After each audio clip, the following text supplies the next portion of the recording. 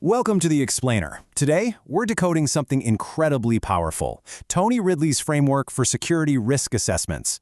If you've ever felt like risk management is kind of just, well, guesswork, prepare to have your mind completely changed. So it really all comes down to this massive, high-stakes question: how do we accurately measure a threat before it even happens? Because let's be real, out in the real world, you absolutely cannot afford to wait until a crisis is literally at your front door to figure out how dangerous it is. You need a reliable, repeatable process, something that takes all the chaos of the outside world and translates it into clear, actionable, defensive steps. And that is exactly the real-world value of what we're going to dig into right now. Okay, let's dive into this. At first glance, Ridley's framework, it kind of looks like a crazy, dense map of arrows and boxes. But don't worry, we're going to break this down into highly digestible functional zones. I want you to think of this as a mechanical blueprint, like an engine of protection. We're going to follow the fuel right from the intake all the way to the exhaust. Here's our roadmap. 1. Scope, context, and criteria. 2. The core risk triad. 3. Security risk identification. 4. The risk analysis engine. And finally, 5. Evaluation and treatment. All right, kicking things off with part 1, scope, context, and criteria, setting the foundation. Look, every good assessment needs a solid boundary, right? The whole process kicks off with two vital inputs, your external and internal context. This basically represents the environment your organization lives in.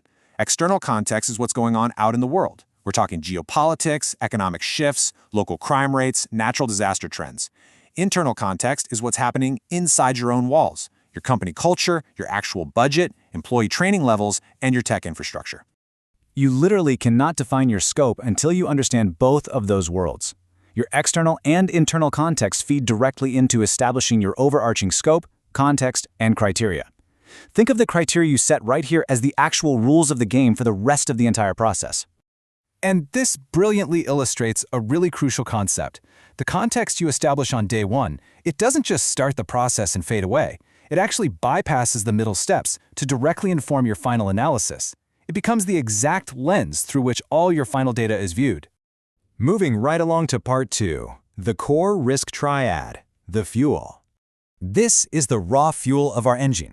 For a risk to actually exist, 3 very specific elements must overlap: threat, asset, and vulnerability. Think about it. If you have a threat but no asset for them to target, there's no risk. If you have an asset and a glaring vulnerability but absolutely zero threat actors are interested in it, still no risk. Risk only exists right there in the dead center where those 3 elements intersect.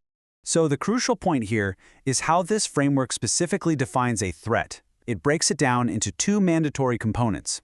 The very first is intent. Intent is defined as the desire to cause harm, damage, or disruption. Basically, someone has to actually want to act against your asset. But hey, intent alone isn't going to cut it. The second mandatory component of a threat is capability. This is the actual means to carry out those intentions. Like a disgruntled former employee might have an intense intent to hack your mainframe, but if they have zero technical computer skills, they completely lack the capability. Therefore, under this model, they are not a true threat. A true threat absolutely requires both the intent to harm and the capability to pull it off. Which brings us to part 3, security risk identification, the spark. This is where the setup and the fuel finally meet. Your foundational context from the top and your core risk triad in the middle both act as necessary inputs here. You take your environment, combine it with your overlapping threat, asset, and vulnerability, and boom, this is exactly where you finally name the specific risk you are facing. Next up, part 4, the risk analysis engine, the combustion chamber. This is the big one, the largest and most mechanically complex part of the whole setup. Everything converges right here at the security risk analysis stage. Those identified risks, your foundational context, and the threat and vulnerability definitions, they all feed directly straight into this central phase. Now, what's really interesting about this is the distinct dual pathway mapping out the risk theory. It's super elegant. The threat variables, intent and capability, feed directly into likelihood. Meanwhile, vulnerability feeds directly into consequence. You don't control the threat, but the threat dictates how likely an event is to happen. On the flip side, your vulnerability, which you often can control, dictates how badly it's going to hurt your asset when it does happen. But wait, Sitting directly above likelihood and consequence is control effectiveness. Your controls, your locks, your firewalls, your security guards, these are your mitigating factors. They are the actual mechanisms you use to either drive down the likelihood of a threat succeeding or drive down the consequence of a vulnerability being exploited. And finally, we hit part 5, evaluation and treatment, the output. Let's see how all this builds into actionable steps. That whole complex analysis phase cleanly distills down into your security risk evaluation. This is the exact moment you decide if the risk level is acceptable or not.